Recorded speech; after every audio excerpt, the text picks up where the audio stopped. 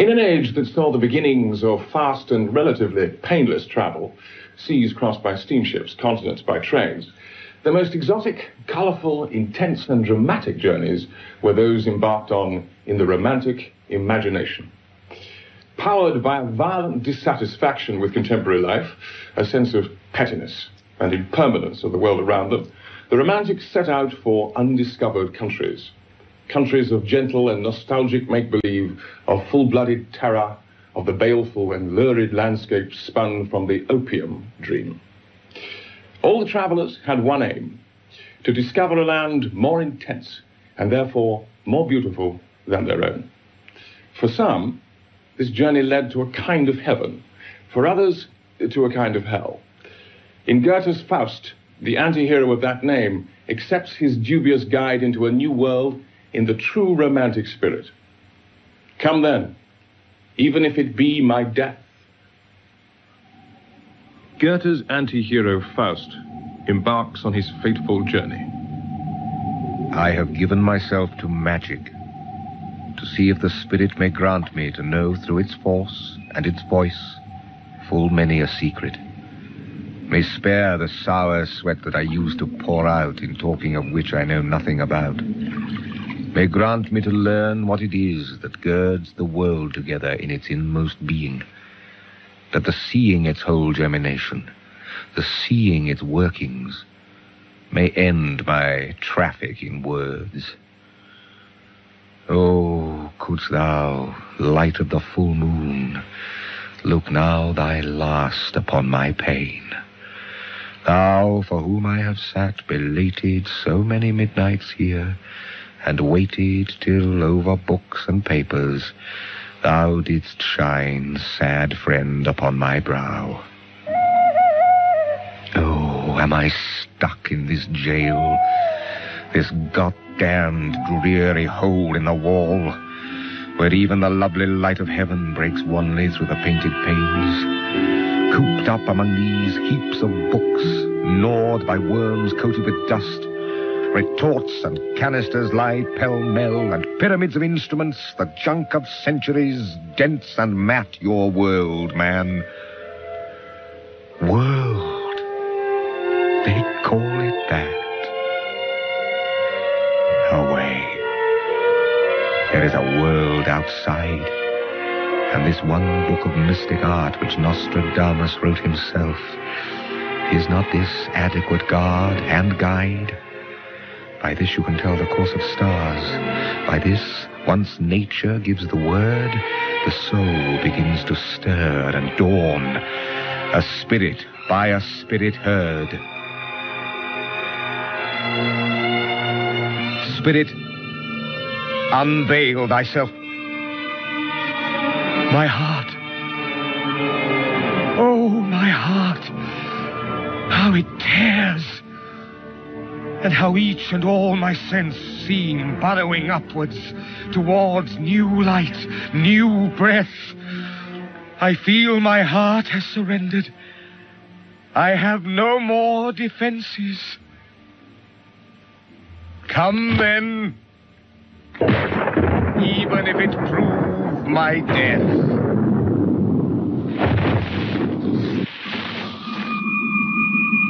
The symbolic figure of Dr. Faust, the magician in search of himself who sold his soul to the devil, haunted Goethe all his life. The story itself is not original.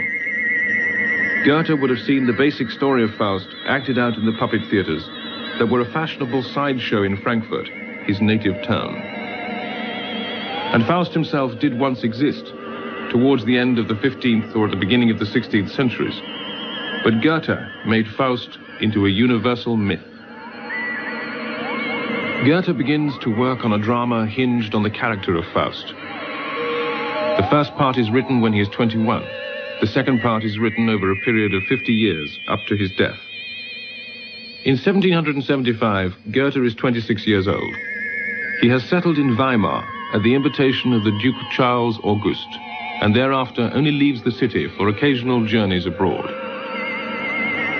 The first part of Faust appears in 1808, the year that Goethe meets Napoleon. Despite the ravages inflicted on Germany by the Napoleonic Wars, the French emperor is considered by Goethe and by many of the intellectuals of the time to be the most charismatic figure of the age.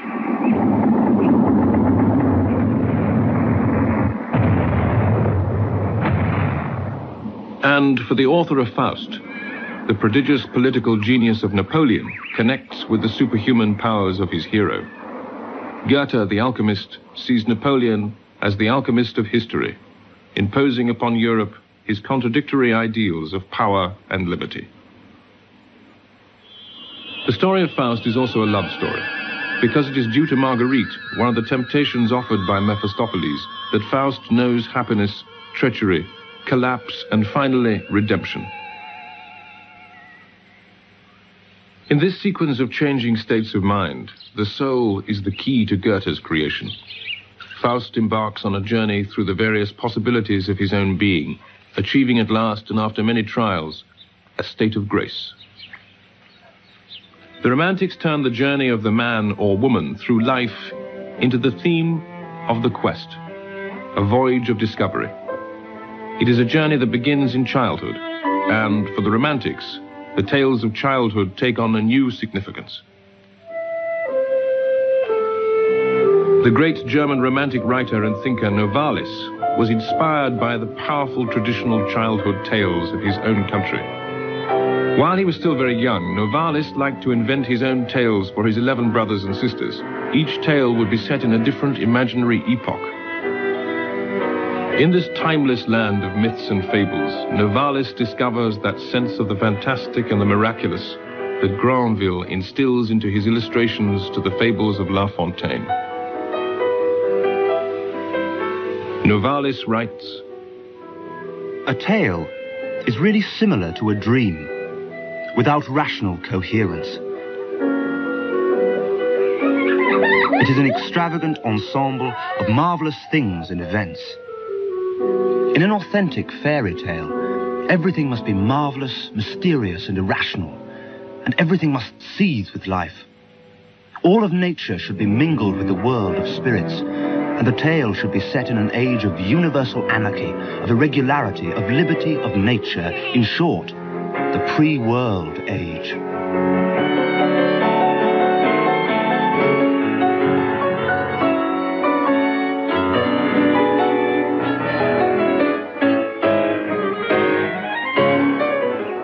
In the future world, all is as it was in the world of bygone days, and yet all is different. The future world is rationalized chaos that is at the same time infinite chaos. All fairy tales are but dreams of this ideal country that is everywhere and nowhere. This ideal country, the glimpses we see of it in this world, urge us to set forth and seek it out.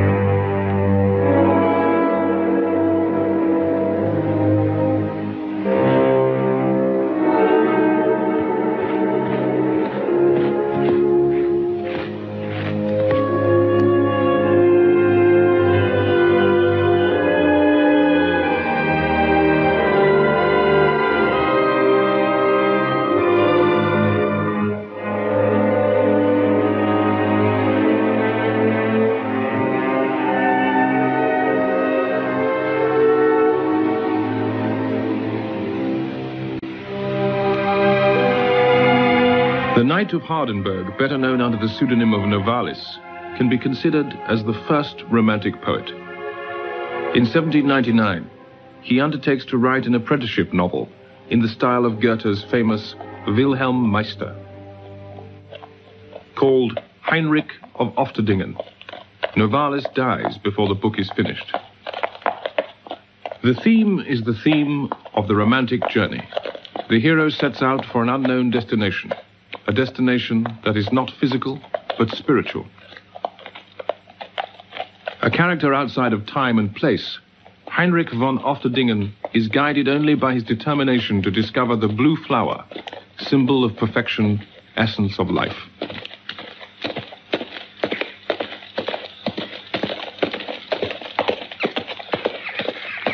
Heinrich was just 20 years old. He had never been outside the environs of his native town and only knew the world through the few books he had read. As the day dawned, he glimpsed unknown regions, and when from the hilltop, the scenery which he had left behind him was suddenly lit up by the rising sun, the young man, astonished, found old melodies he thought he had forgotten rising from his heart to calm his confused thoughts.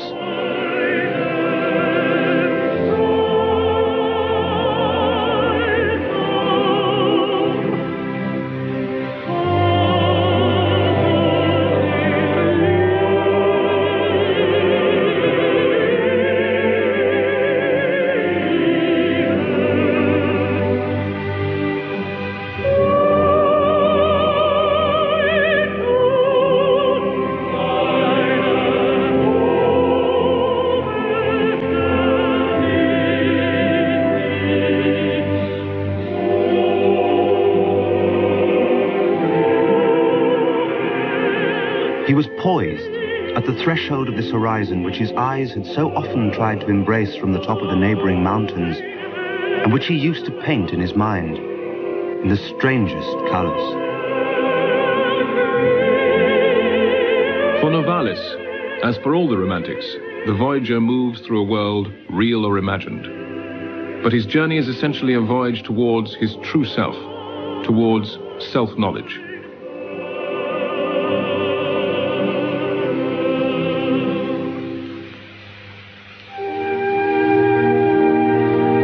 The outward signs of men and nature encountered on the way are doors opening onto the inner life.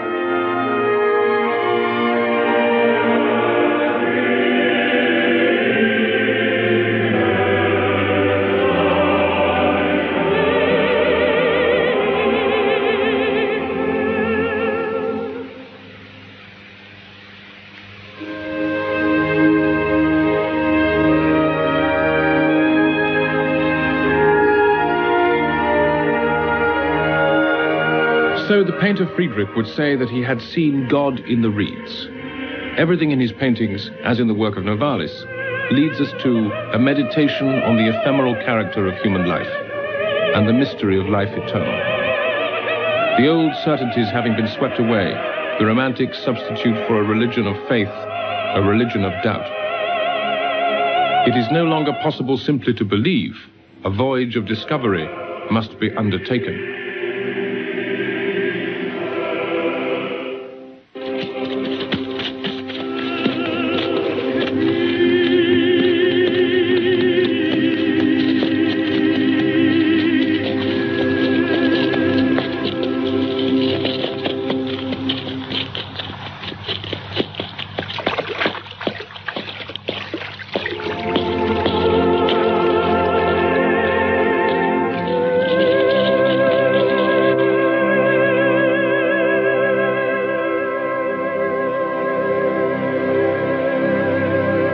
Heinrich was seized with a strange emotion. He seemed to be entering the vestibules of the interior palace of the earth. The sky and life itself had no place here. These vast, somber halls seemed to belong to a sinister underground kingdom. What, he asked himself, is it possible that under our feet another world pants with monstrous life? That in the very bosom of the earth are hatched inconceivable seeds, born in the interior fire of its dark entrails, and become gigantic creatures endowed with an extraordinary intelligence?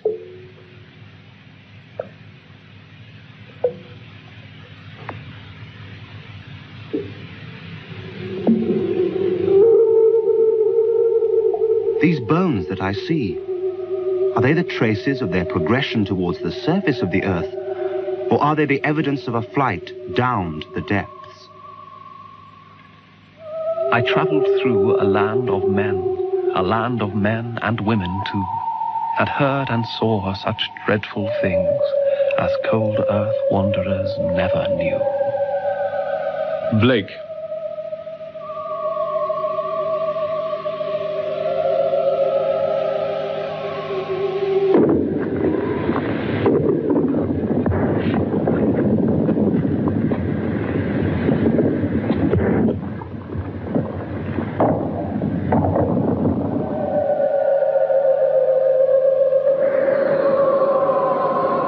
With Novalis, the natural world leads us into the supernatural, the immanent to the transcendent. Reality lies beyond appearances. Clairvoyance is the key to the kingdom of knowledge. One of the travelers says, "I know a very singular song, of which the origin is unknown. It was brought to us by a man passing through, who coming from far away was a water diviner. This song of his had great success, with its strange accents that were almost as obscure and incomprehensible as the melody itself. With this, he drew us to him with a mysterious power, and it haunts us like a dream. I know of a castle where a tranquil king lives with his strange cortege. He never comes up to the battlements. The castle's secrets are well hidden. Invisible guards keep watch.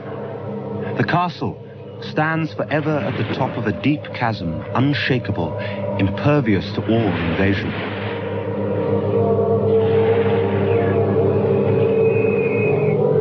The countless people mill around inside its padlocked gates.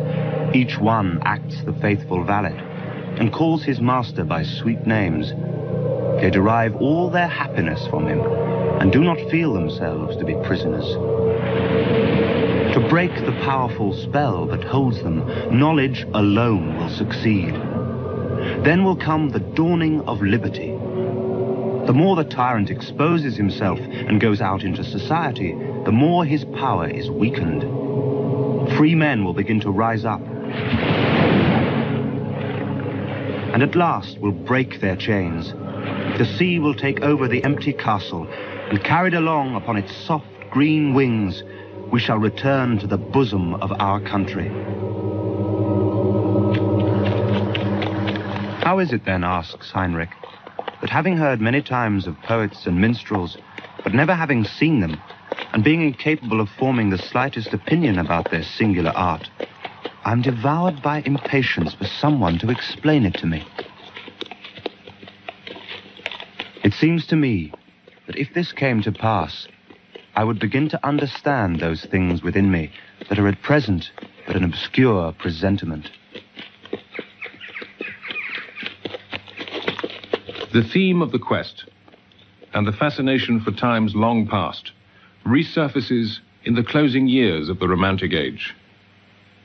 William Morris, in England, reanimates the romantic synthesis of mysticism and practicality, regression into an imaginary past, with a keen zeal for reforming the future. His romance, The Wood Beyond the World, printed and illustrated by himself, sets Walter, the hero, off on a quest into a landscape of medieval tapestries. It begins, like so many romantic journeys, with the crossing of the sea. He knew no more till he was waked by great hubbub and clamour of the shipmen, and the whipping of ropes, and thunder of flapping sails, and the tossing and weltering of the ship withal. So Walter went up on the quarterdeck, and the sea was dark and tumbling mountain high, and the white horses were running down the valleys thereon, and the clouds drove low over all, and bore a scud of rain along with them. And though there was but a rag of sail on her, the ship flew before the wind, rolling a great wash of water from bulwark to bulwark. Walter stood looking on it all a while, holding on by a stay rope, and saying to himself that it was well that they were driving so fast towards new things. A century apart, Morris's Walter echoes the cry of Goethe's Faust. Come then, even if it prove my death. In the art of the Romantics, the fantastic journey takes many forms. Heinrich Heine paints a startlingly grim picture of the imagination of the musician and storyteller Ernst Theodor Amadeus Hoffmann. Hoffmann saw only spectres everywhere. They made faces at him from the bottom of each Chinese teapot and from beneath every wig in Berlin. He was an enchanter who changed men into beasts. He knew how to evoke the dead and make them come up out of their graves. But life repulsed him like a sad apparition. He felt that he had become a ghost. The whole of nature seemed to him like a distorting and badly cut mirror. in which he saw himself divided up into 1,000 fragments through an obscure cloud like a face, long dead. And his works were nothing else but a cry of anguish in 20 volumes. Although Hoffmann started his career by writing pieces for the piano and musical criticism which championed Beethoven, he is known above all for his fantastic tales. In the tales, he mixes the strange and the imaginary with the precise and sardonic observations of humdrum reality. The journey could be painful, marked by great bitterness and anguish, and it could turn into a nightmare.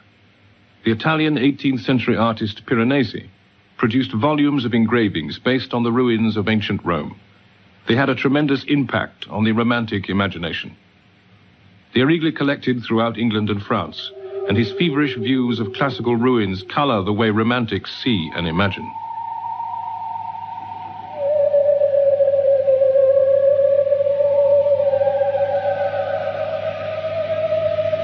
The Carceri d'Invenzione, or imaginary dungeons, is a series of etchings in which Piranesi gave free rein to his inventions.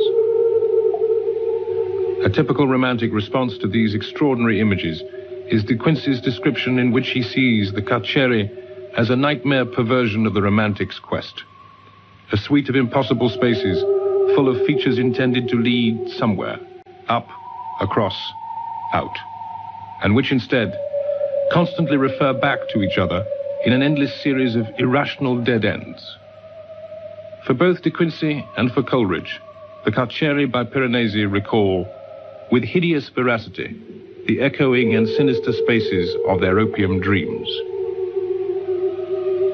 Vast Gothic halls, on the floor of which stood mighty engines and machinery, wheels, cables, catapults, expressive of enormous power put forth or resistance overcome. Creeping along the sides of the walls, you perceived a staircase, and upon this, groping his way upwards, was Piranesi himself.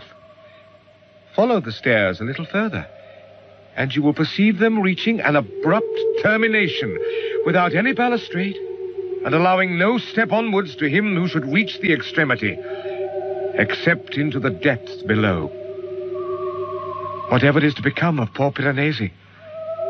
But raise your eyes, and behold a second flight of stairs, on which again Piranesi is perceived, this time standing on the very brink of the abyss.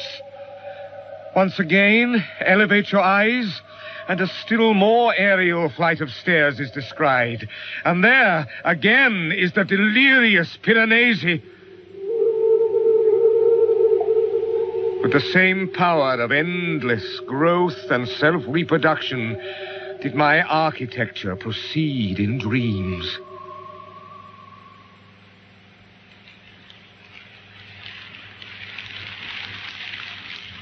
The Romantics set out in search of paradise. En route, they invent their own kinds of paradise.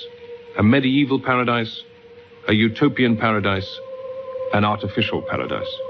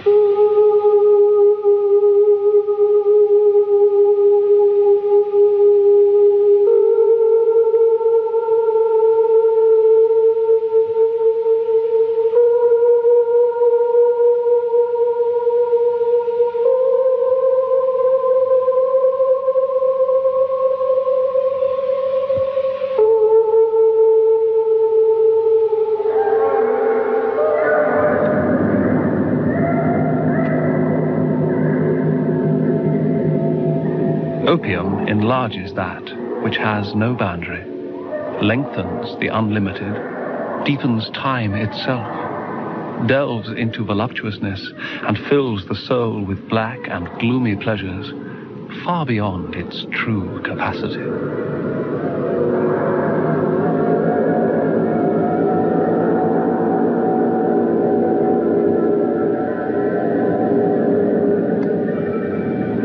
stimulate his imagination, Baudelaire takes wine, absinthe, opium, and hashish. On the wings of hallucination, he hopes to ride inhabited by the opium eater. To escape their baleful influence is all but impossible. Like one that on a lonesome road doth walk in fear and dread, and having once turned round walks on, and turns no more his head, because he knows a frightful fiend doth close behind him tread. When Shelley writes of a hue that when some great painter dips his pencil in the gloom of earthquake and eclipse, Baudelaire seizes on the lines and in Artificial Paradise calls them a faithful rendering of the color of an opium landscape. Here indeed are the dull sky and veiled horizon which overshadow the brain enslaved by opium. The Artificial Paradise holds out the promise of bliss, but the promise is hollow. 3 years after the publication of Paradise, Baudelaire publishes a book of poems that instantly becomes notorious. The Fleurs du Mal, the Flowers of Evil, gain him a condemnation for breach of public morals and a 300-franc fine. One of the greatest poets of his age is a ruined man, harassed by mobs of creditors. His health is broken by alcohol, drugs, and by the disease that kills him when he is just 46 years old. His private life is strung on a romantic duality between pure and impure.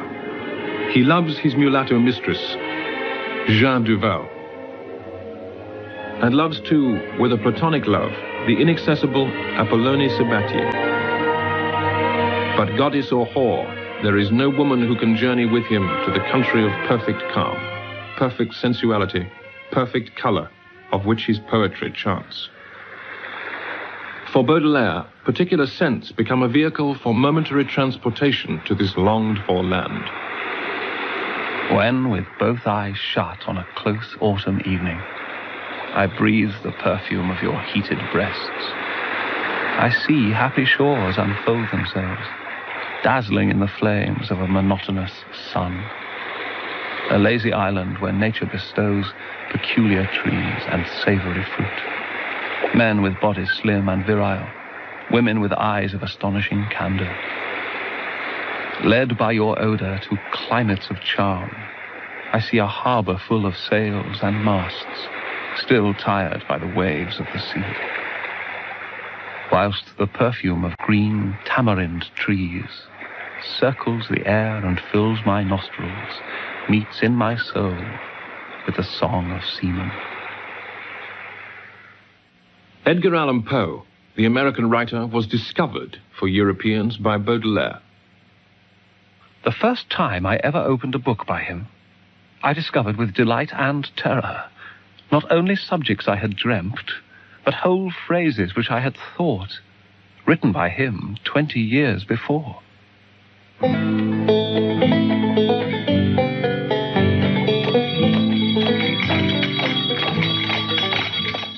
A white flame envelops the edifice like a shroud. It is in the fire at the Richmond Theatre that young Edgar Allan Poe loses his second family, the troupe of players which he had adopted after the death of an alcoholic father and a consumptive mother. It is henceforth under the double sign of death and wandering that the life of the greatest American poet and storyteller is played out. In the crazy exaltation of my orgies, I trampled underfoot the usual limits of decency. He wrote in his autobiographical account, William Wilson.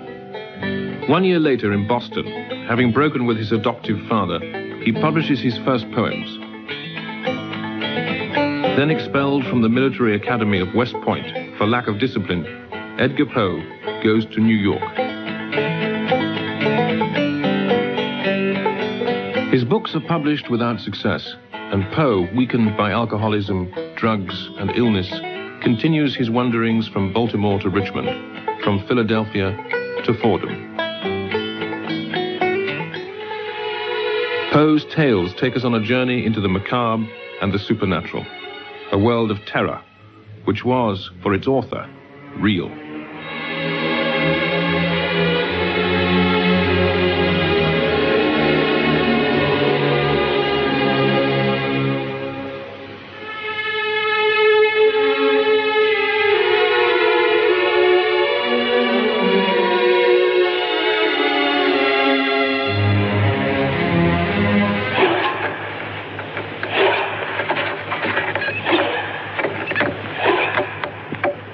The pit and the pendulum makes us gloat with the unseen torturer and suffer with the intended victim.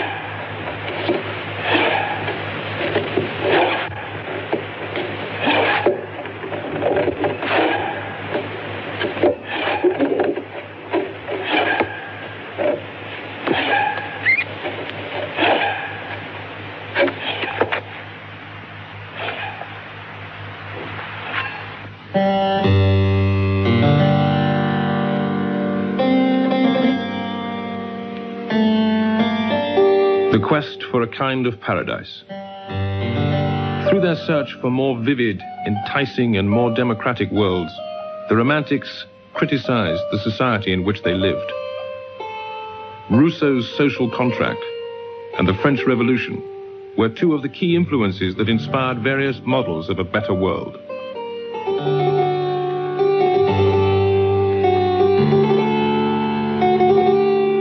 Philosophers speculated on the form it might take, but the architect Claude Nicolas Ledoux set out to build it.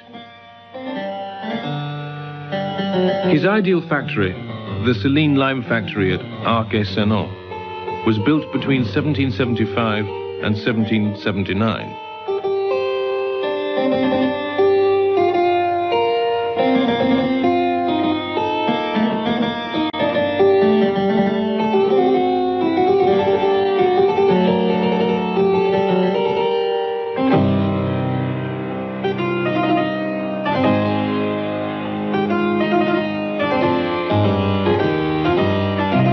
This building may be considered as the first sketch for the phalanstery, or communal building, of the philosopher Charles Fourier. The socialist theories of Fourier, who died in 1837, had a great influence on many of the Romantics. He advocates a utopia in which all human passions would be allowable and legitimate. The practical application of the principle of individual liberty would usher in an era of human happiness. The actual layout of the working areas of Arc-et-Senans can be taken as blueprints for utopia. The studios, the housing, the vegetable garden. But that the preoccupations of Ledoux are still in essence monarchical, even theocratic, is made clear in his design for the director's house. It dominates the entire ensemble of buildings, positioned in the very center of the estate, just opposite the entrance. Ledoux himself, writing about his concept for the director's house, says that its lofty proportions should strike awe into all those who approach it. It is under the Second Empire that Fourier's theories on social organization were given concrete form. His ideas dictated the design of the phalanstery that Jean-Baptiste Gaudin built at Guise.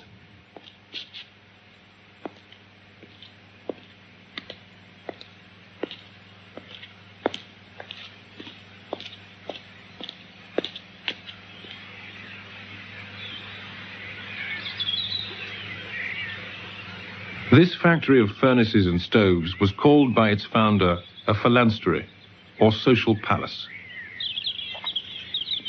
It is made up of 3 sets of buildings interconnected, with 3 interior courtyards covered by glass roofs.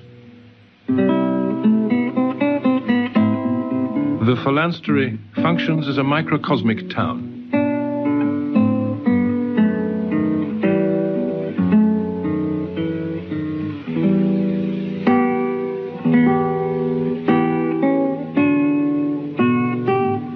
In this city of workers, all is united: housing, work, and school.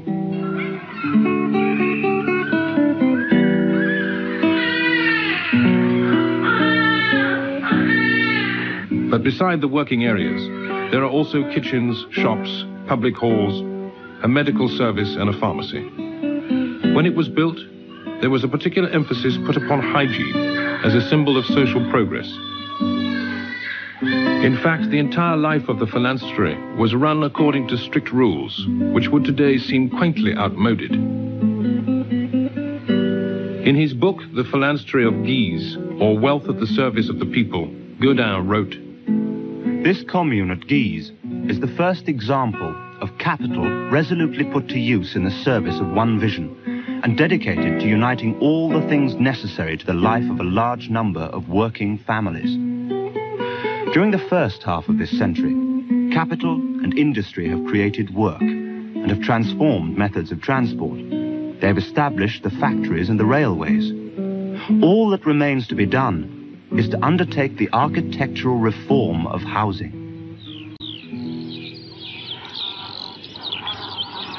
From the 1850s to the 1890s, William Morris, founder member of the Pre-Raphaelite Brotherhood, writer of medievalist romances, designer of heraldic tapestries, was actively undertaking the reform not just of architecture, but of all areas of design relating to everyday life.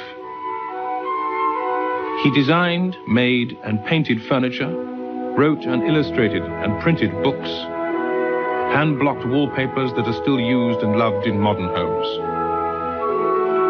In Morris, the two main strains of Romanticism, that of flight from contemporary life and the urge to radically improve that life, are united. His own stories and poems are steeped in a poignant longing for a vanished world that probably never existed outside of the romantic imagination. And the theme of the quest, the seeker for a truth outside the common experience, is central to these stories.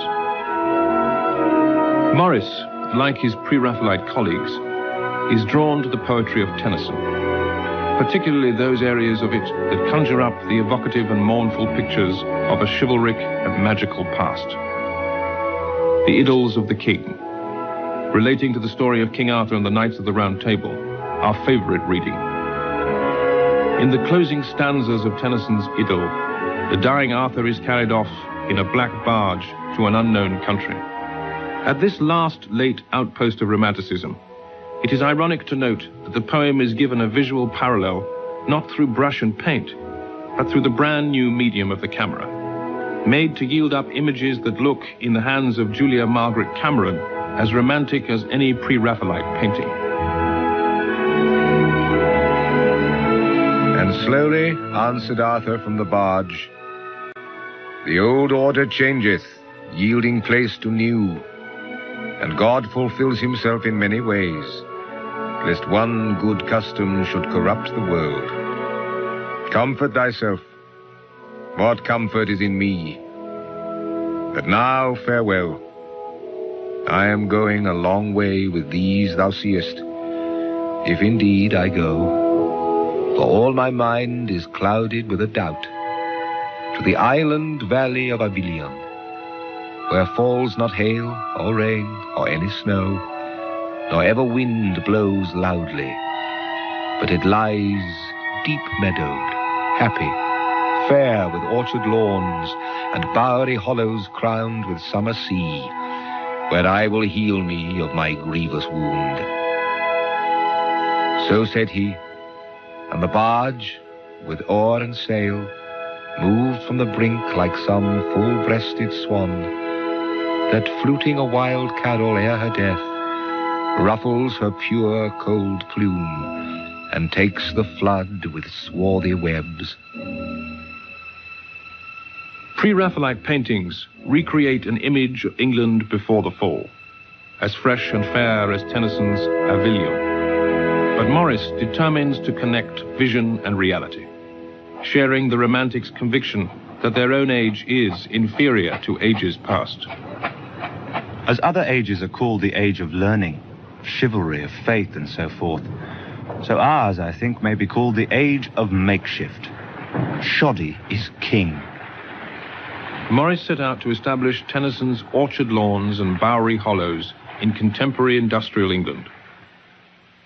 It seems to be nobody's business to try to better things. It isn't mine, you see, in spite of all my grumbling. But look, suppose people lived in little communities among gardens and green fields, so that you could be in the country in 5 minutes' walk and had few wants, almost no furniture, for instance, and no servants, and studied the difficult arts of enjoying life and finding out what they really wanted. Then I think that one might hope civilization had really begun. Morris's designs brilliantly adapt traditional models to modern life. Houses inspired by Morris have none of the formalism of Ledoux, but achieve the understated but perfect relationship between house and setting that old buildings often have and new ones rarely.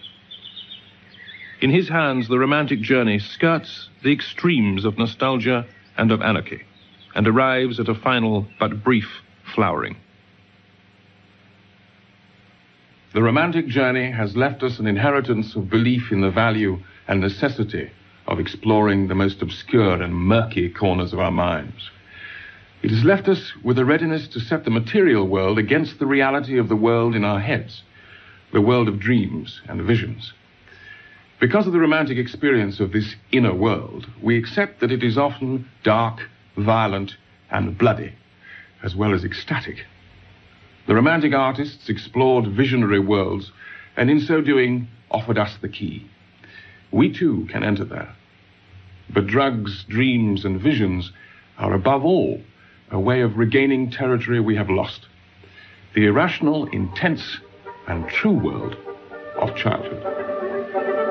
It is appropriate that the best-loved, best-known country opened up to us by the romantic search for an alternative world blends science, art, childhood, in a way that Goethe and Blake would have approved. Described by a mathematician, beginning with a dream, experienced by a child, Alice is Wonderland.